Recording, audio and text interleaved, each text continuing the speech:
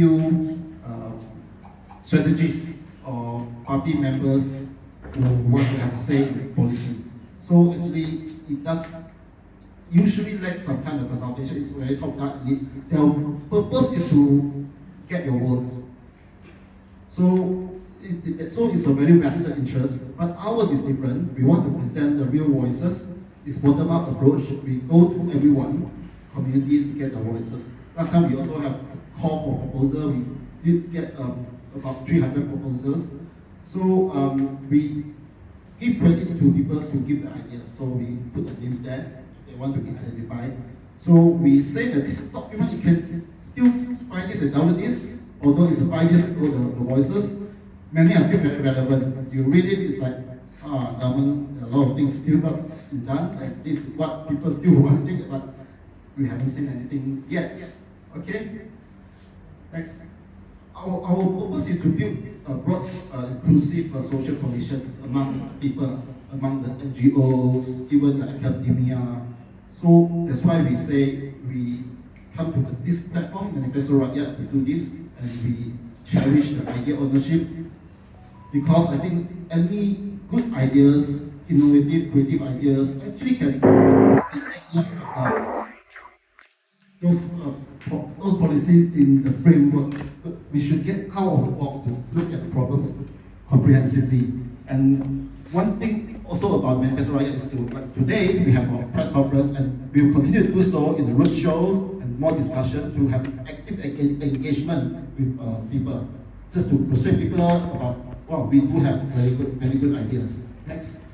It was a timeline last year. We actually called for proposal for 3 months, and then this culminated in the policy town hall.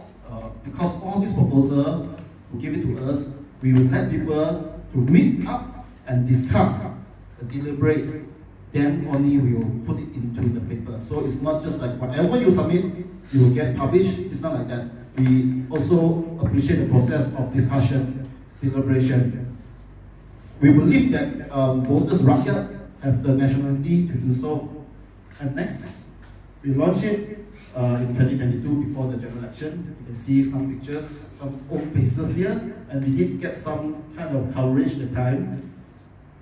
Yeah, we went to BFM, and then we also have a joint effort with, with Ireland. We put our ideas, the joint petition in the change.org. We got, I think, more than 5,000 signatures in a very short time, in 2 weeks' time, just before the general election. And then, next, I'm very proud to tell you that we engage with all political parties from all sides. We have people from Pakatan Harapan, PKR, the DAP, went to their service center and their parties. And then we also visited smaller parties like PSM, MUDA. We also went to meet Dr. M at the time. He was leading the drug and gerakan NRIA. We also have PN site to Bersatu, and then we visited MCA. So all parties really very passionate about, enthusiastic to meet us and listen to us. So this shows that the importance of and the weight, the significance of Manifesto Rakyat. Then we hold event like Manifesto Dialogue. That was before the announcement of, before the campaign of the general election. Yeah, there's one important question that we posed and we asked for the response. Next, is whether we want to reinstate the local government elections. And you can see the PH, but it was a maybe, and which is very true, because in the Pakatan Harapan manifesto, it promised only the KL mayor, the possibility of have a KL mayor direct election. So which is happening right now. So it's a maybe, so it's not a total free-for-all local election. And we want to show you the 10 top demands from the Manifesto Rakyat, how it compatible with the 3 major political alliance with the BN, Pakatan Harapan, and PN. Actually, you can see striking similarities. I think 6 out of 10 from BN, and about 7 out of 10 from PH. You can see they actually agree. So whatever they didn't say, yeah, they haven't. I think I want to point out that the Parliamentary Select Committee appointment of the MSCC and EC chiefs, they say yes on both accounts. I mean, BN and Pakatan Harapan say yes, they want to go through this process, but this has never taken into action. We are, from the civil society point of view, we are very disappointed because we know how important are MSCC and EC in terms of affecting the national politics. So there are some major promises like separation of public prosecutor and AGC. Government did give their promise. They said they will do that, but we haven't seen it implemented. We don't know whether it could be implemented before general election. So there are many things we still need to push down. But this can show how strong the influence is our Manifesto Rakyat to the major political coalition at the time. And before the general election, we had this manifesto and policy debate in 𝗟𝗓𝗚𝗡 a few days before the voting day, because we want the culture of people talking about policies, not politicking, attacking do personal attacks, because we want to force a healthy, rational debates about policy. This is what politics should be about. So we put that into action. We invited the major representative from all sides, and this was a live telecast time. And our features, I think, still do. We want to practice this is to allow people to just download the whole document and look at it, and you endorse by chapters. We have this mechanism that you can, if you agree on the health chapter, you just endorse as just a health chapter. And last time we also worked in tandem with MP profiling website, where we hold MP candidates accountable. We put in all the profile, what they say in the media, and so that Rakyat can make informed decision about their choices. Okay. Next, quickly. Last time we had 27 policy areas spread to 3 pillars, and we have received, like I say, 289. Public submission that actually formed the basis of foundation of this book. And you can see the numbers of the submission mostly on human rights, women, child, economic justice, education. These are the hot topics at the time. I think I believe it could be the same for the future. Our second 2.0 next. This was about the proposal structure at the time. We want them to be short, concise, talk about the problem, but provide the solutions. Solution is what actually make the difference. Next. So the impact is very foreseeable. Just to summarize, actually we have made more NGOs working together.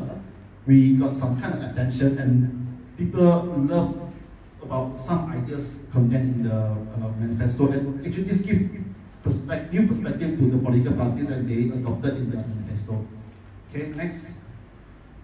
But we do have our limitation at time. So I want to talk about the improvement. So it was very rushed because we only had like 3 months to collecting the inputs, and we also lack of legs to go through the whole country to the rural area or to the East Malaysia. So this time we want to have more partnership. We want to do more roadshows, so that it's not only on paper you submit to Manifesto Rakyat. We want to go to you and get your voices, and in a very simple term, like we have a survey form, you just fill it. You don't have to be a good writer or orator, academician to publish, to give something like a response. So we also didn't actually successfully change the culture of politics. They still don't talk about policy that much, because I think there's some limitation to the political parties and politicians themselves, because they don't know too much. I think our document would help them, give them more ideas, so at least they do the right things for the right people. Okay, next. And why we should continue is that we see the very positive light of this initiative. That's why we need to keep on and build more coalition with the same vision. Okay, we want to bring in more ideas, because I think it's a very challenging time now.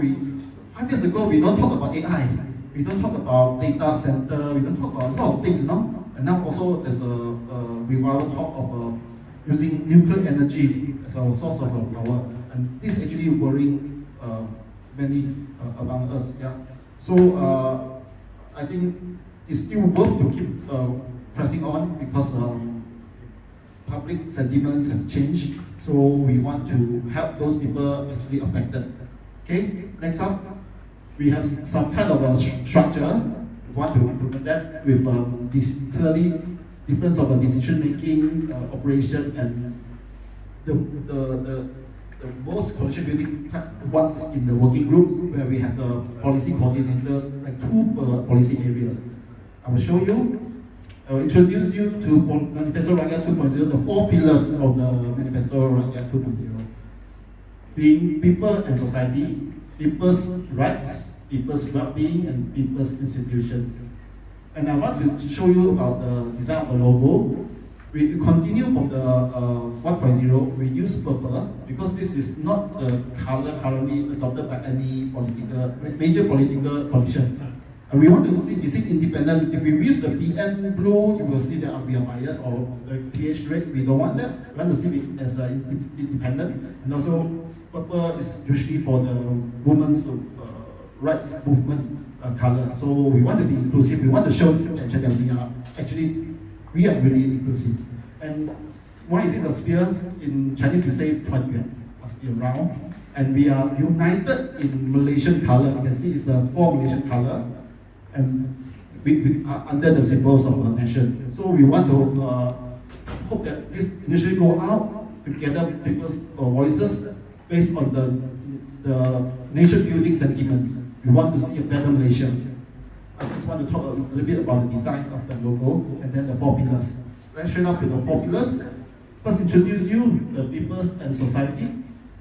The policy chapter in orange is the new one.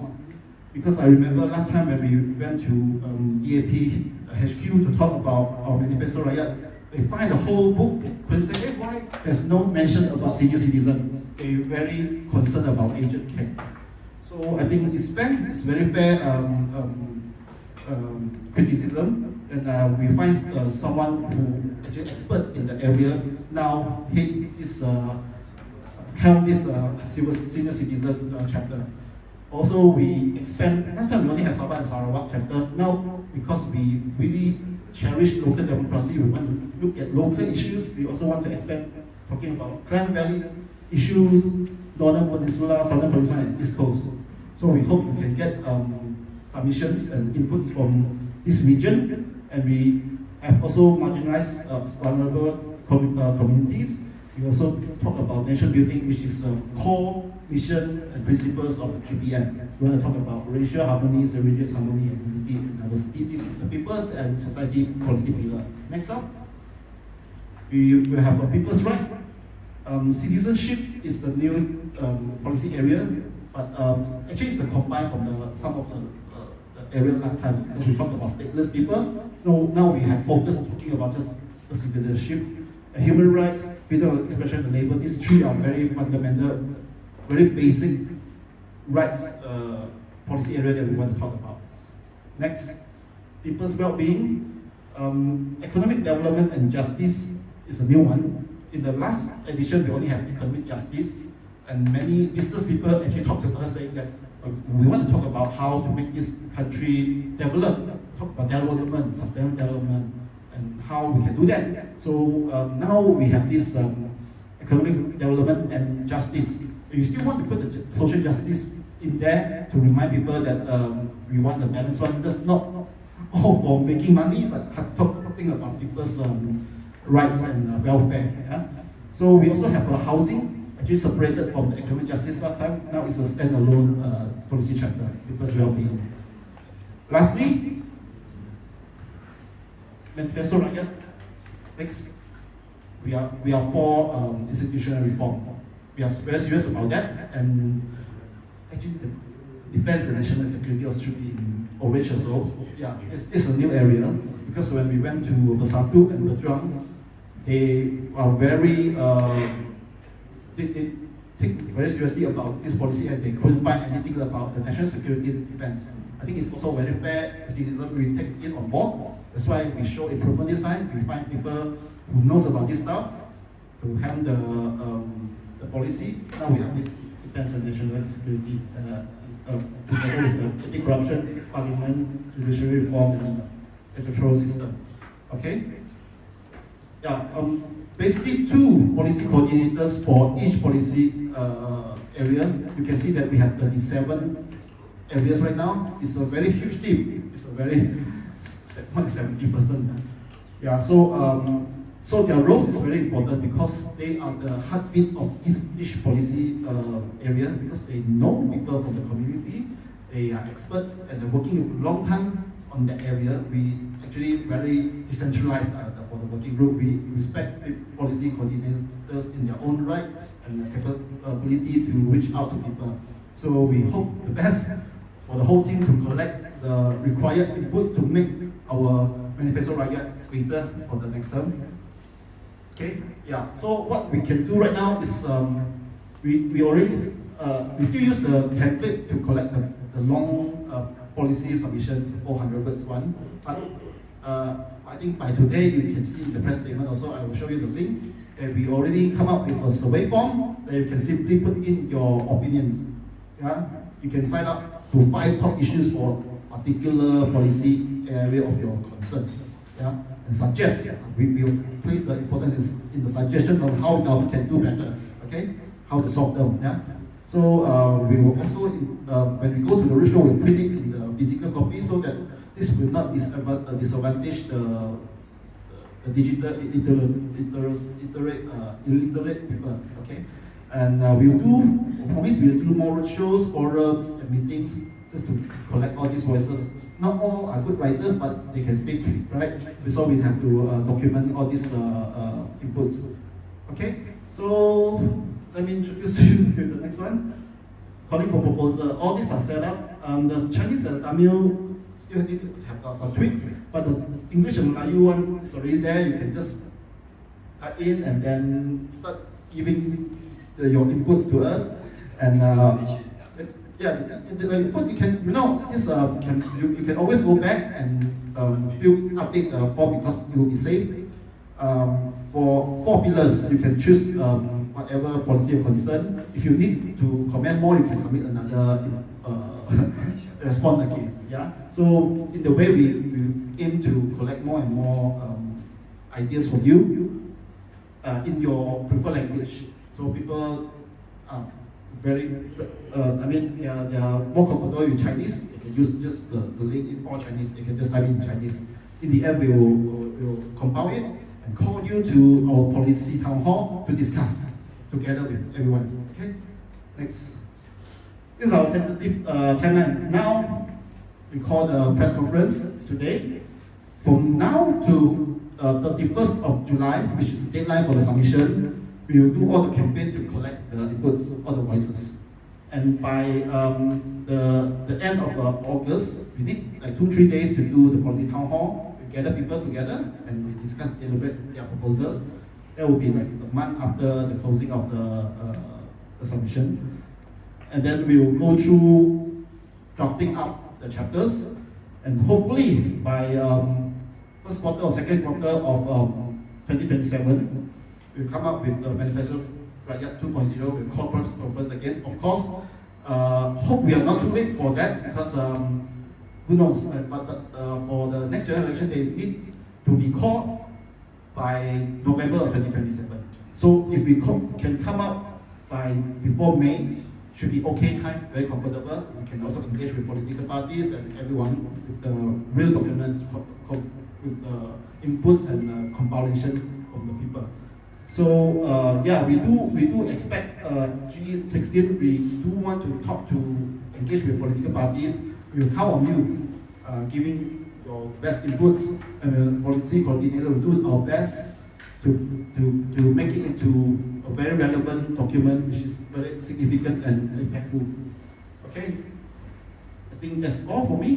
Next, thank you. That's all about the Manifesto Rakyat. Thank you.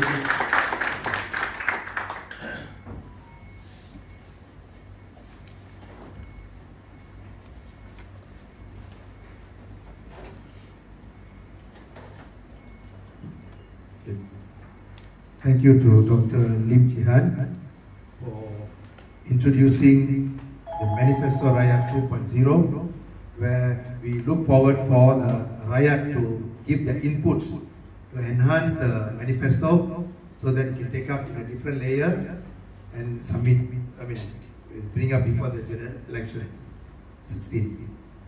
Okay, now time for sharing by 5 experts. Can I call them experts or activists? All right. So I call upon. Anyway, before that, thank you to all the panelists who are here or ESCO member of GBM.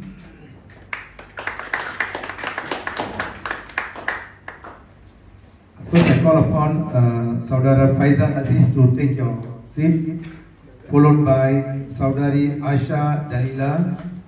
Right. Next will be Dr. Chitra, then Saudara SP Nathan, and also Saudara Muhammad Shani.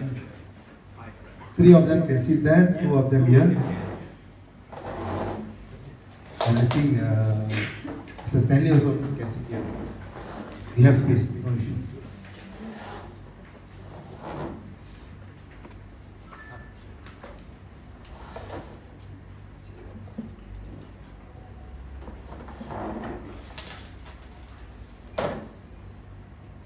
Okay.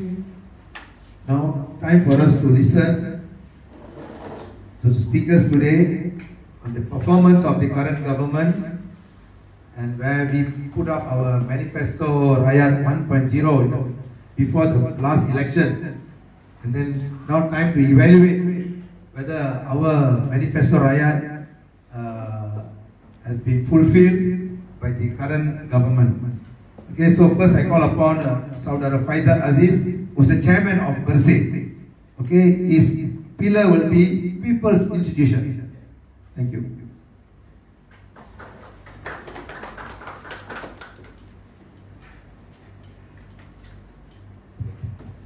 Thank you. Assalamualaikum warahmatullahi wabarakatuh and very good morning. First of all, thank you Dr. Jihan, our brothers from GBM, and also Table Foundation as well for hosting CSO. I think all of you have known that now GE or maybe state elections is around the corner, and this is what CSO have always been doing. When it comes to GE, there are a lot of things, maybe activities by CSO, especially to ensure that all the provinces to push for the reform to move forward by the government, and this is one of the things that CSO always been doing. Manifesto Rakyat 2.0. Before this, we had Manifesto Rakyat. Just a brief about maybe performance or maybe our aspiration for the reform. First of all, I would highlight on the electoral reform first, because election is our core business of 𝗟𝗓𝗓. Yet until now, I can say there is no serious effort by the government for this particular electoral reform. First, when we talk about election boundaries, I would like to quote Electoral Integrity Report 2022. This is our main concern about electoral boundaries. Our principle, we always uphold the principle of one vote, 1%, one vote, one value. Where, according to the data of statistics in 2022, international reports reported that our boundaries was severe in terms of equal vote shares. For example, during last GE, our score just 30.95 as compared to others. At least for the automatic registration, for the only 80, we score higher, like 80 or maybe 85 or 89. And looking at the automatic registration and the increase of the new voters from the young people, especially who reside at the town or at the urban areas, we can see the pattern will be worse. Will be worse, especially in terms of unequal vote shares. For example, we always address the comparison between Bangi and Sabah Menang. Previously, Bangi had 300,000 plus voters, and Sabah Menang 50,000 plus. And now, I believe Bangi have, I think, reached to 400,000. So if government fails to address this matter, this issue, I don't know what happened to our score for the next GE. And it will be worse, and of course, it should be indicated to move forward to address this matter. Secondly, about the institution report as well, about the EC, our main concern as well about the independence of EC. Now, after the Parliamentary Services Act, PSA, of course, government has upgraded the PSSC on human rights, judicial reform, and also I forgot what that chaired by Wabi William to be the permanent committee. And now, but the big issue is all the institutional reform, all the legal matters put under one basket under this PSSC chaired by Wabi William. Our proposal, we should have separate PSSC to monitor the election process or the appointment process of the EC, the commissioner, and also the chair, deputy chair, and so on. And it is timely as well for the parliament to discuss, to debate the election report. Now we have election report published by the EC in the website, but it is very important as well for the parliament to discuss the report of the EC. And PSSC should have power to call upon the EC chair, for example, to discuss, to explain the matters on the election. So we can have bipartisan commitment by all political parties, especially when it comes to election. And other things, now we see the government try to table the limit for the Prime Minister, or 10 years limit, and also the AGPP. Tomorrow we are going to have PC on this particular matter. Of course, if you ask us about this reform, we welcome this reform in principle, but we want to see the detail, and this is what I've been advocating for by CSO. We need ample time before it is tabled in the parliament. We need to have more engagement, and especially when it comes to Parliament Select Committee, they themselves should alert, should call upon the meeting to discuss about the bill, for example, the draft of the bill, before government rush through and then suddenly being passed by the parliament and so on. We don't want that to happen. Otherwise, no point to have the PSC, Parliamentary Services Act. And last but not least, we should be aware as well when we come to election. Now we can see we can smell the racial issues coming up. Since now we are approaching the GE, and it was there before. When it comes to political sentiments, GE or state election, any issue can be racialized, and including the issue of demand apportionment. When it comes to election boundaries, for example, there are certain quarters that play racial card, saying that this maybe Chinese will get more seats and so on. So yeah, this is something that we should be aware of, be mindful. But of course, we need to strategically push forward for this issue to be materialized. Thank you.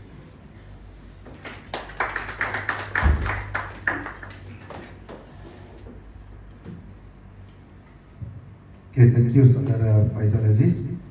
Okay, the next speaker will be Saudari Asha Dalila, representative of Family Frontier, and pillar will be People's Right. Thank you so much. Assalamualaikum and good morning, everyone. Thank you for joining us today.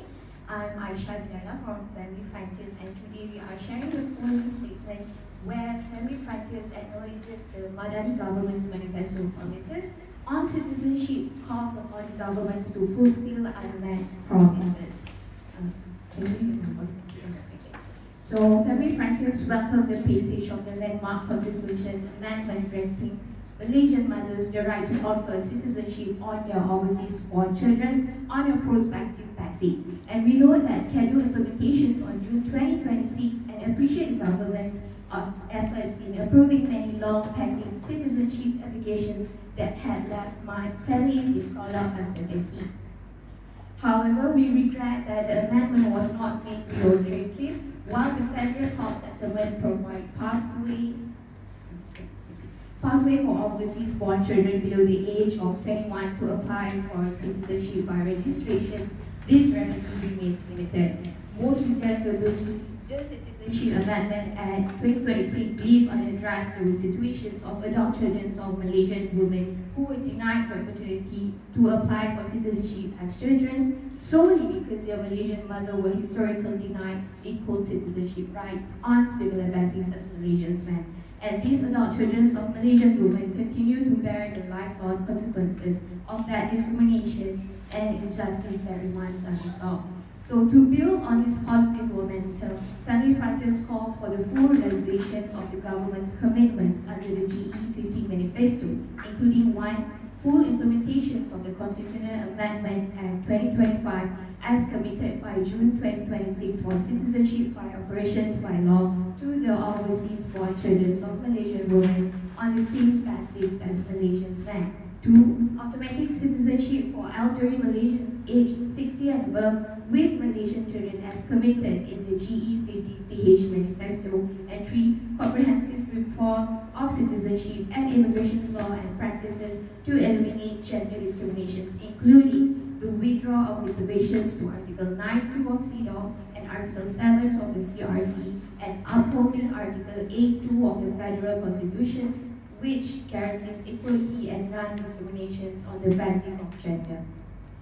We also want to measure to enhance the well-being of economic security of non-citizen spouses of Malaysians, including facilitate access to lawful employment for non-citizen spouses on long-term social visit passes to support household incomes and reduce vulnerability. Explicitly, we call for the removal of the statement of prohibitions from the visas of non-citizen spouses of Malaysians. Second one is to access EPF and also soft soul protections at a similar level to citizens to strengthen social protections and provide basic financial security to Malaysian binational families. The third one is to support access to banking, housing, and economic activities to promote self-reliance and also the family stability. And the last one is to allow the renewal of visa to simplify procedures without requiring the constant presence of Malaysian spouses to ensure continuity and also reduce administrative hardship. And for protections for separated, divorced, and widowed spouses, including access to permanent residence, independent work rights, and secure legal status in the best interest of the child and the family unity. Family unity and child welfare protections, including long-term visas or resident passes with work rights for foreign divorced parents to support co-parenting and the well-being of Malaysian children. Number 2, to access education for all stateless and undocumented children and the universal access to basic healthcare for stateless persons and the removal of cost barriers for non-citizen children. And the last one is the clear legal pathways to citizenship for adult children of Malaysian mothers who were never given the opportunity to apply as minors. And Family Fighters remain committed to working alongside with the government to fulfill these promises to the nations. And we believe that by completing this reform, Malaysia will emerge as a more inclusive and also resilient nation. Thank you so much.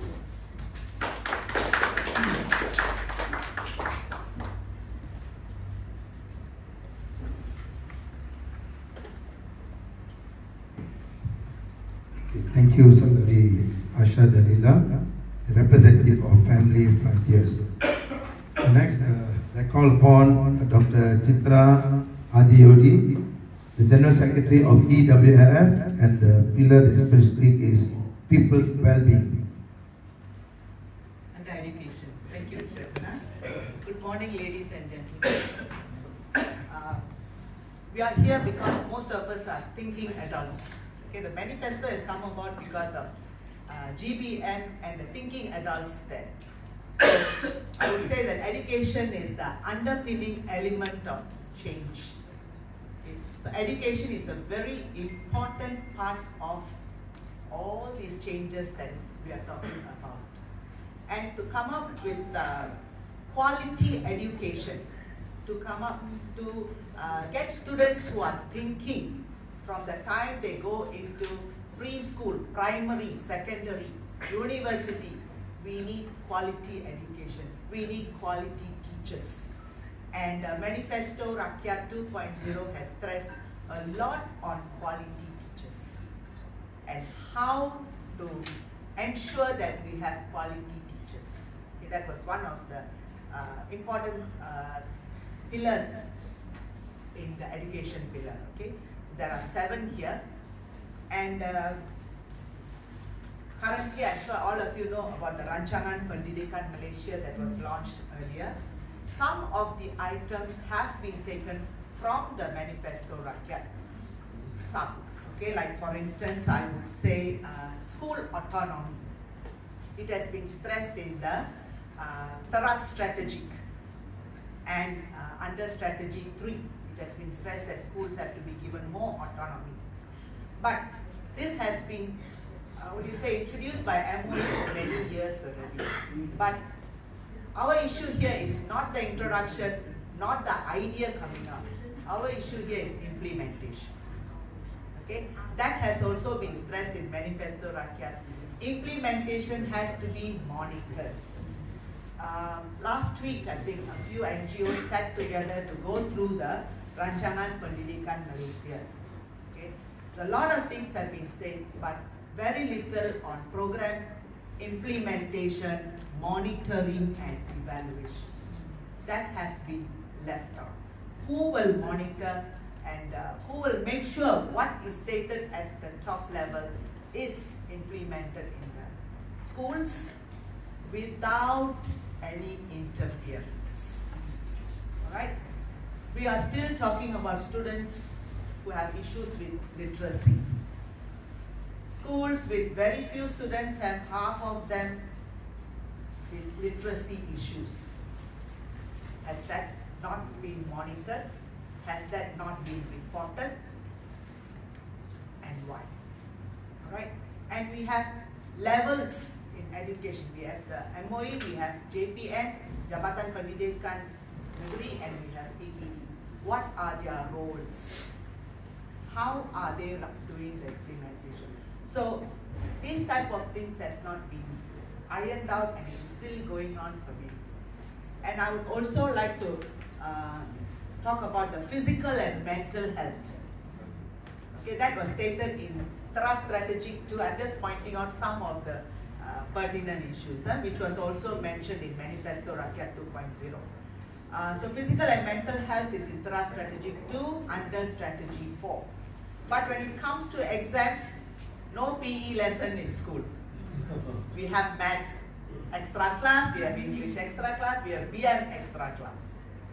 Okay? Some of it I would say it's the parents' need requirements. But isn't this important also? Especially now we have a lot of mental health issues. Okay, so these are things. So what the next, like what 𝗟𝗏𝗏 said, the next MR 2.0, we have to stress on the implementation, monitoring and evaluation of education in the schools. Okay. And our Education Act, we are in 2026 now. Our Act is 1996. We are all talking about moving forward, but our Act has not moved forward. Okay, there are amendments done, but I think it's time that we need to look at the Act itself. Right? So these are some of the things that we would like to highlight more on quality education, and make sure that quality education is given in our schools. Like I come from EWRF, we are doing programs in school. When we do programs, we know what is happening. And we know the standard of the students. Students need a lot of help because now it's 2026. The scenario is very different from 30 years ago, 40 years ago, when we wanted to study and come up. Now many students are, this is enough for me.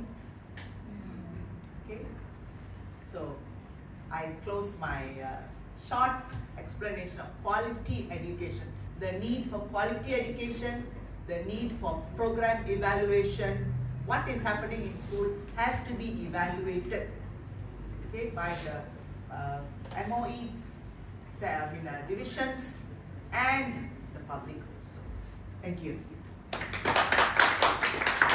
Thank you to the who spoke on education under the pillar people's well-being.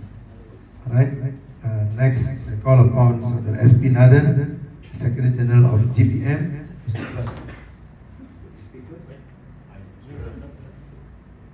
Okay. Alright, his pillar will be people and society. Good morning. What I want to say is this. The pillar for people and society has got 18 different areas, right? Like for example, senior citizen, women, migrant workers, refugees, then local democracy in the various areas, nation building, unity, diversity, racial harmony, and all that. This has been stated before in our old manifesto, and I'm sure when we ask the people to give us their feedback on what they want for the new manifesto, the same thing will be repeated, right? So herein lies the issue. How much has it been done since the last manifesto? Like what Dr. Jihan said, after our manifesto was released in May 2022, political parties came out with their own manifesto in November 2022, right? And most of whatever was in our manifesto was in their manifesto. Right? Not is because they followed us, because the problems are universal. Everybody knows about the problems, right? So you need to resolve that issue.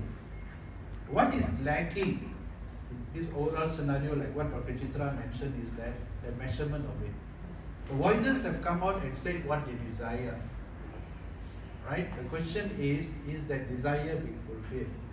And that desire can only be fulfilled if there is a measurement introduced into this entire voices. This is something which GBM will try to do to the best we can. But the biggest challenge that GBM faces is the same challenge all of you face, that is lack of resources. When you walked in today, we could only afford nasi lemak and some mineral water and coffee. Right? That is because that's to the extent the resources can allow us. Right? So after collecting the voices, after putting the measurement mandate, what we need to do is that we have to regularly measure and see where we are. And if we are not moving forward, right, we need to bring it to the proper people and tell them, look, this is where we should be now, but we are not there. Unless that measurement mandate comes into play, I do not see us moving forward much. Right? So what I want to say is that the voices will be heard. I'm sure everybody will come forward to give new ideas. Together with it, we want to see how fast do you want that aspirations to be realized. So this, I think, is very, very important. And I want to close with this. In July last year, GBM organized an event called Rant and Rave. Some of you have been there. Why Rant and Rave is that a rant and rave about the performance of the Madani government. We invited people to come and actually talk about it. 100 people attended this event at KL Selangor Chinese Assembly Hall, and out of the 100 people, 70% were Malays, 20% were Indians, 10% was done line, including the Chinese. Okay, the feedback was good. It was a very mature discussion in the sense that 40% of the people who came were quite happy with what the government is doing. Right, but 60% were not very happy. They say the government could have done better. Right? So, on a positive note, I think we are on the right track. Only thing is that the people need to make their voice to be heard louder. Right? With that, thank you.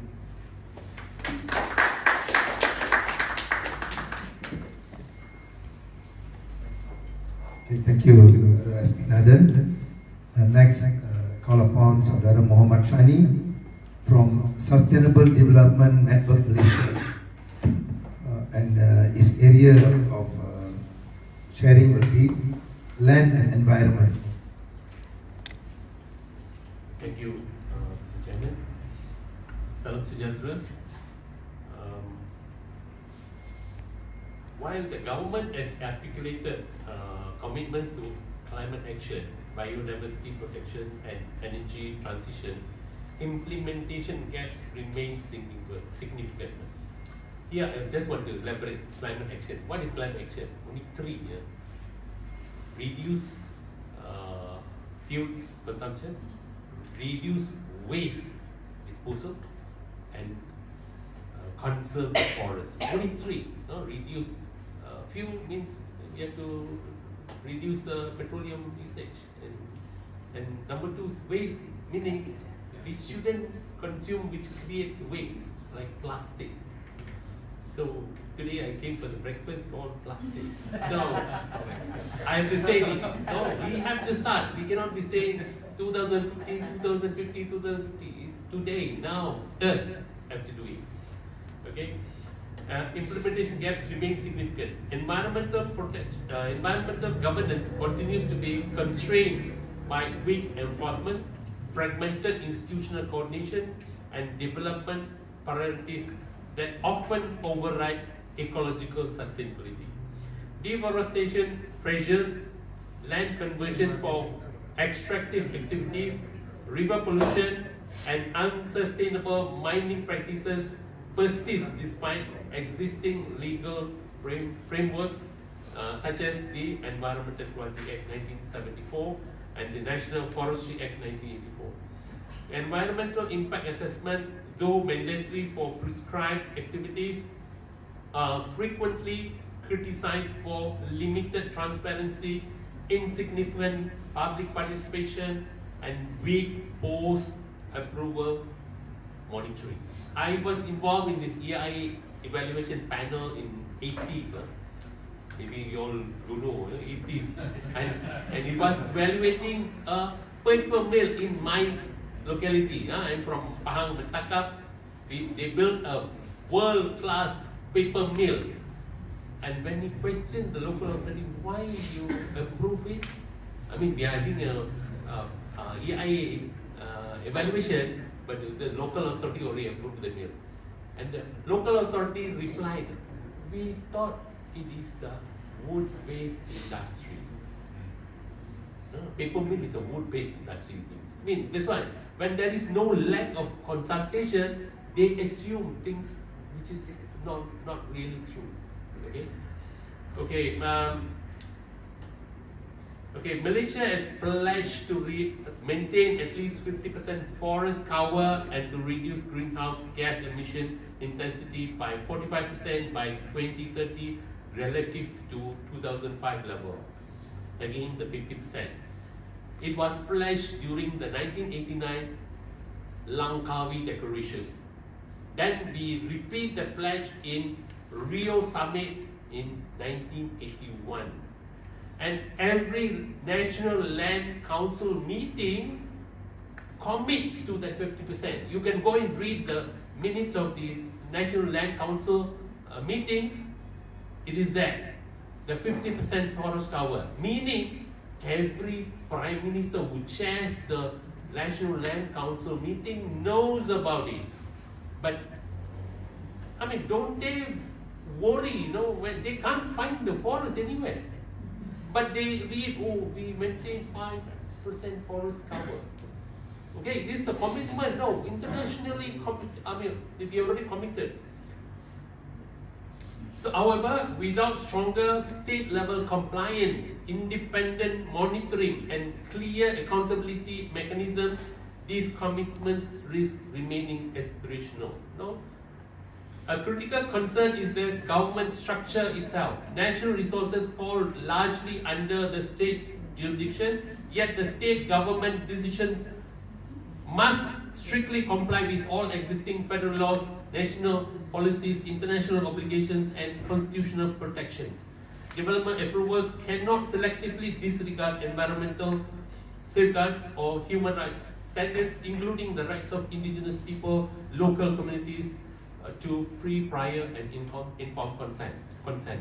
So again, we are talking about climate change bill, but climate change involves natural resources, which is actually land-based, and forest is actually under the state jurisdiction. But every state is represented in the National Land Council, and also other national policy making mechanisms. The MB sits there, the PM is the chair. They make the decision.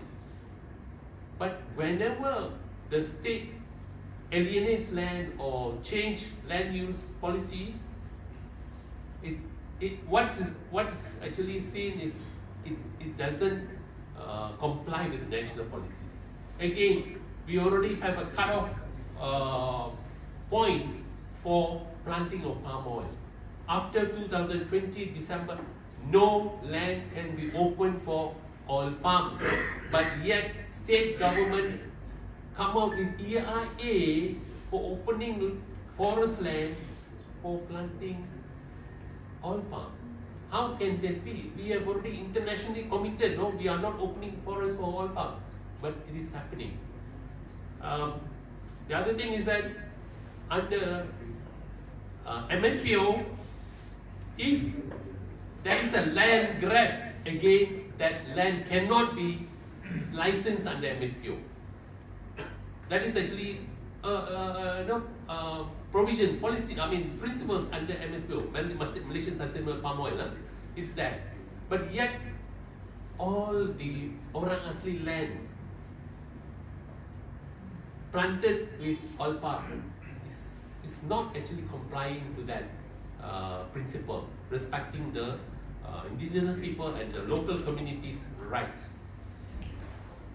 Again, some of the issues like previously former estate workers are actually rearing cattle in the vicinity and using the estate land for grazing. Again, these plantation companies now using pressures, using even local authorities to evict cattle farming. Whereas if you consider, cattle are not damaging anything, whereas they are actually controlling the grass, their dung is actually enriching the soil. But how come these big companies doing this? What's the basis? So I'm just sharing. Environmental justice must be central to policy. Communities affected by pollution, land acquisition, ecological degradation often lack meaningful access to decision-making processes.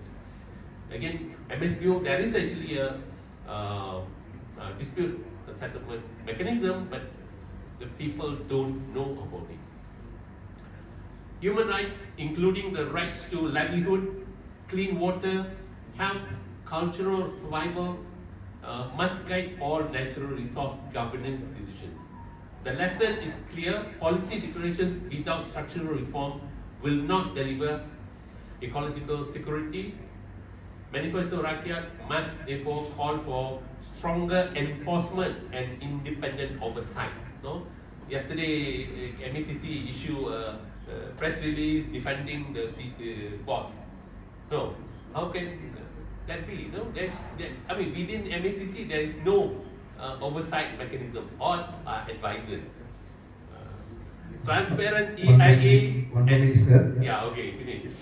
Transparent EIA and public participation reforms are needed. Binding climate accountability mechanism. No, we commit to Paris Agreement, but what is the mechanism to ensure compliance? Clear state level compliance requirement, protection of indigenous and community land rights, alignment of economic planning with ecological limits. So environmental governance must move from rhetoric to right-based, law-bound, and people-centered implementation. Thank you. Thank you to Saudara Muhammad Shani, who spoke about the land and environment. Now, time for Q&A. The questions can be asked, our panelists will be able to enlighten you. Any questions?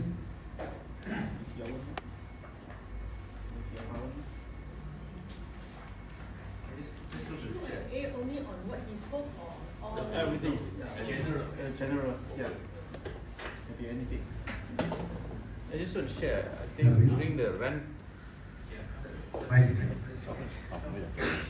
you were speaking about two terms of the Prime Minister. Two terms of Prime Minister. Hello? Yeah, I think during the rent and whatever sessions we had, I was there. I think we are also forgetting that no one should hold two ministers' posts. The Prime Minister holding both the positions. It was a paid during Najib's time. Today, and none of us do anything. I will repeat this: when Mahathir took up the education portfolio also when he was the Prime Minister for the second time. There was a lot of dissatisfaction. He relinquished. He did. He kept to his promise. Why we could not do anything when Anwar took up the finance ministry post? So today, that is an issue. It's back to what 𝗟𝗧𝗥𝗘𝗔𝗠𝗜𝗡 said, like, okay, Najib to Najib to Najib, now that's what's happening. I think that should also be included in your request for this. Thank you. Any more? Rajul, any questions? Thank you, Guna. I don't have a question. But I have something to share on education. I was in PIBG Malaysia 1994. I gave a statement after I was a scholar rendah, scholar menengah, PIBG Port. I found that 2 classes tingkatan 1, the teachers cannot teach, and they don't listen, they only play. So I decided to dig into it, and I found out all the 2 classes cannot read and write at tingkatan 1. So I had a very big argument with the state government and also with Najib. He was the education minister then. And we found out that 22% of all students daripada sekolah rendah ke sekolah menengah cannot read and write. I don't know what is the condition today, but I think it's serious. At that point, there was a little gap in vocational school, because I kept telling Najib that please don't close down the vocational school, because sometimes those kids who cannot academically weak, they cannot catch up, but they are good in tools. At least they can live a life successful, sometimes even better than those coming out of the university. So this argument went very far, and we appeared in TV3 every morning arguing at each other. Then finally he asked me to come and meet him in Lumut. He came with the helicopter and sat down with the DG of Education and made some promises. So I'll have to dig up the promises, but I can tell you, none of them have been fulfilled. So this is serious. We are talking about 20% of our children who is going to be dropped. How are we going to save them? Thank you. 20% is about 100,000.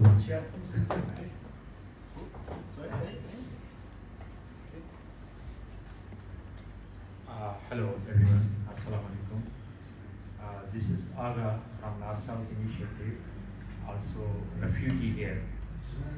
So I would like to highlight about refugees, because they don't have access to education and health and the others. And now government have announced about DPP, but it's also not clear, because fare is available, fare is in the ground level refugees facing, and a lot of challenges they have. What you talk about quality education, they doesn't have quality education here, and also GBV, gender-based violations, they are facing, especially women who's not working. They have mental health issues, including their children's, and also sexual harassment and other social issues, high level they are facing, and unlawful jail.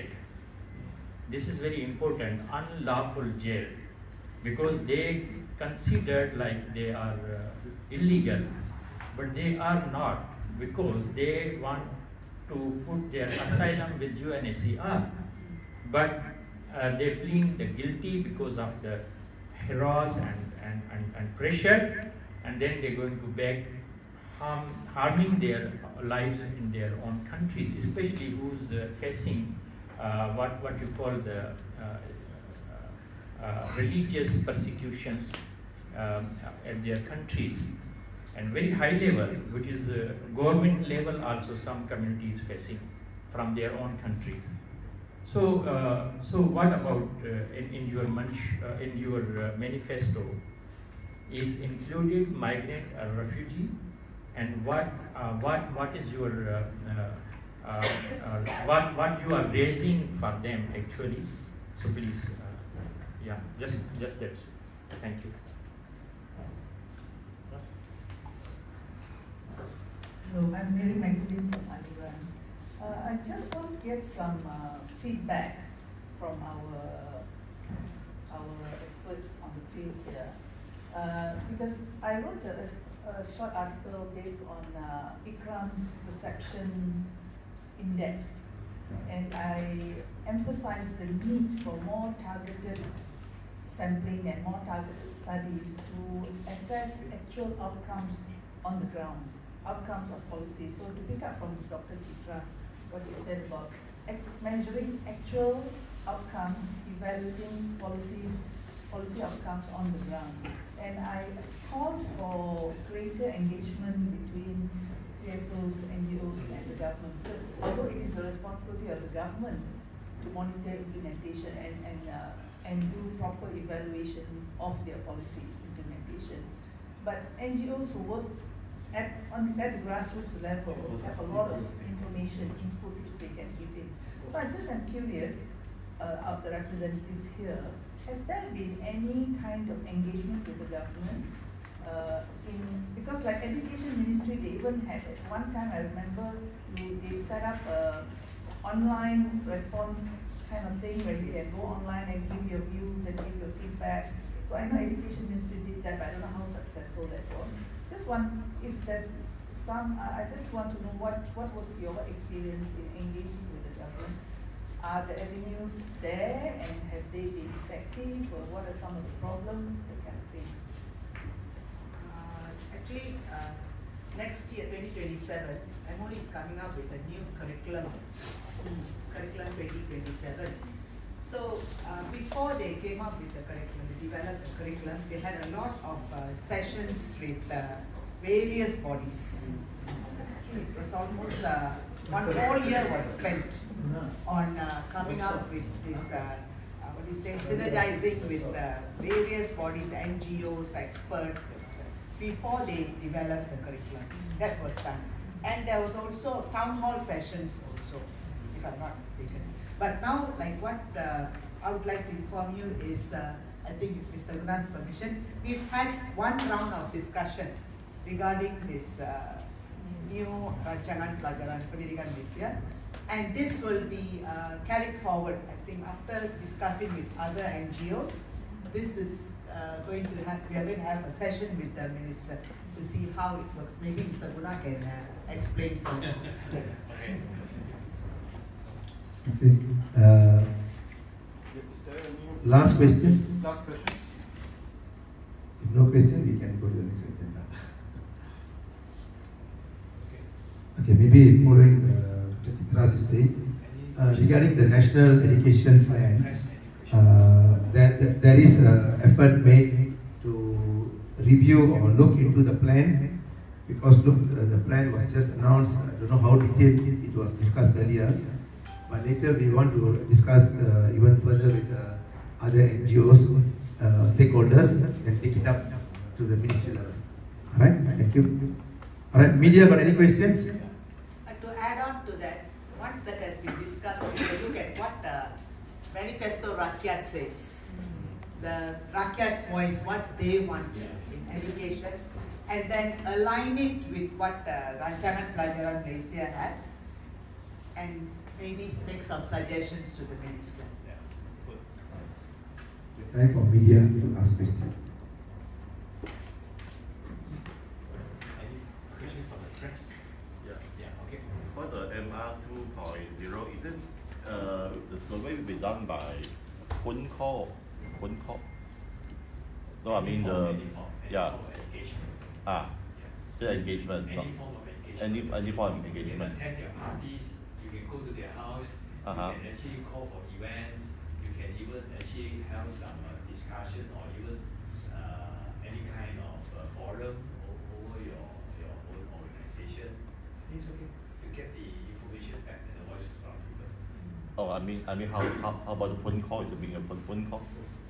Phone call. You mean phone call from our side? Yeah. Oh, you mean like the survey? Oh. I think that's.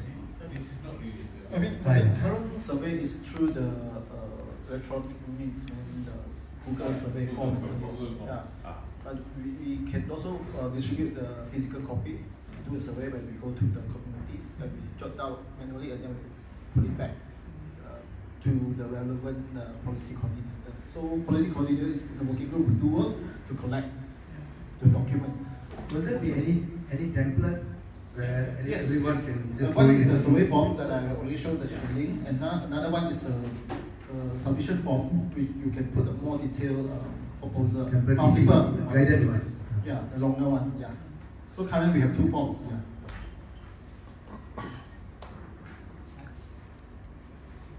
Okay, since there's no other questions, next will be our photo session.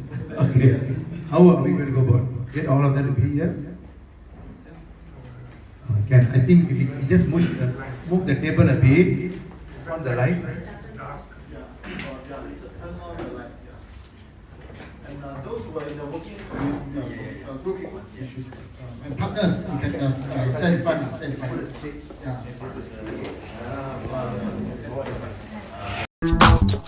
Yeah.